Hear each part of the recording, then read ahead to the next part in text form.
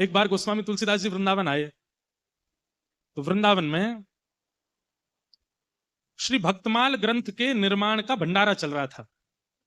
श्री नाभा गोस्वामी जी ने भक्तमाल ग्रंथ की रचना करने के बाद जरा भंडारा किया वृंदावन में। उसमें भारतवर्ष के सब संत आए, उसमें फिर गोस्वामी तुलसीदास जी भी आए। तो जैसे आप सब लोग इतनी संख्या में बैठे हैं, ऐसे ही गोस्वामी जी भी आए, तो इतनी संख्या में भीड़ बैठी थी, तो पीछे ही बैठ गए, सबसे पीछे बैठ गए गोस्वामी तुलसीदास जी महाराज। कहते हैं कि जब सामग्री परोसने का समय आया तो खीर परोस रहे थे सबको।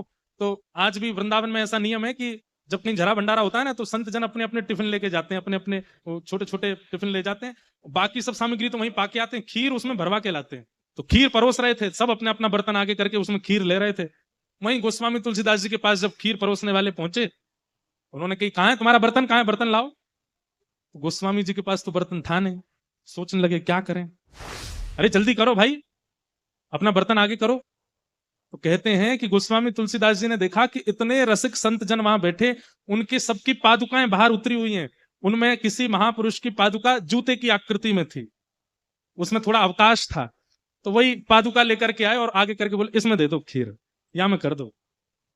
तो जो खीर परोस रहे थे वो गुस्सा हो गए, अरे पात्र नहीं लेके आए हो, और ये क्या, किसी महाराज की जो पादुका उठा करके कह रहे हो इसमें दे दो। तो कहने लगे, नहीं भैया हमको इसी में ही दे दो, हमको इसी में ही पान करना है।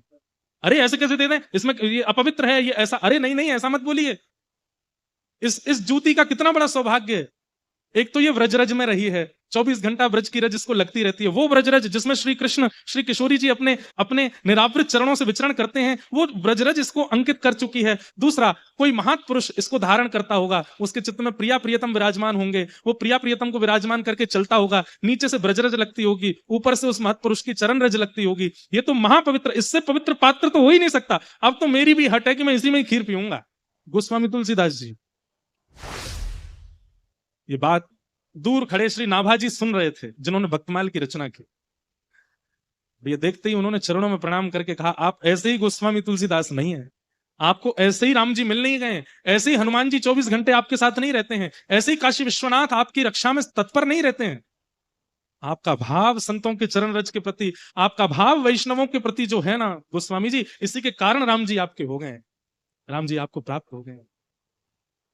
और उसी समय नाभाजी ने भक्तमाल में जितने भक्त हैं उन सबको तो पुष्प का दर्जा दिया, और श्री नाभाजी को सुमेरु, श्री गोस्वामी तुलसीदास जी को सुमेरु का दर्जा दिया। तो माला में खूब सारे पुष्प होते हैं, लेकिन जो मध्य में बीच में होती है माला, नीचे की तरफ जो मुख्य माला होती है,